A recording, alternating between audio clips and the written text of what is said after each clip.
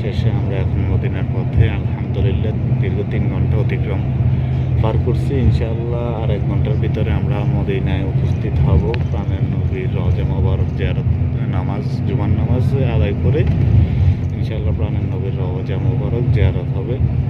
আলহামদুলিল্লাহ, আল্লাহ দোয়া করি আল্লাহ পাক যেন সবাইকে এই তৌফিক দান করে, সবার যেন মনের আশা পূরণ করে, সবাই আমাদের জন্য দোয়া করবেন।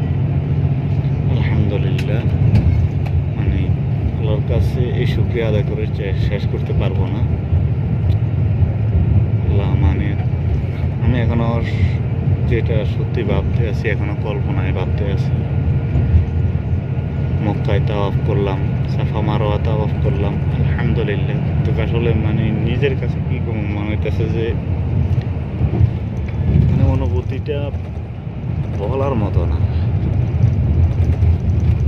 আরো আনন্দিত আলহামদুলিল্লাহ এখন নবীর যে রওজা মোবারক, অনেক অনেক সাহাবীদের জান্নাতুল বাকি, ইনশাআল্লাহ সব কিছুই দেখুন।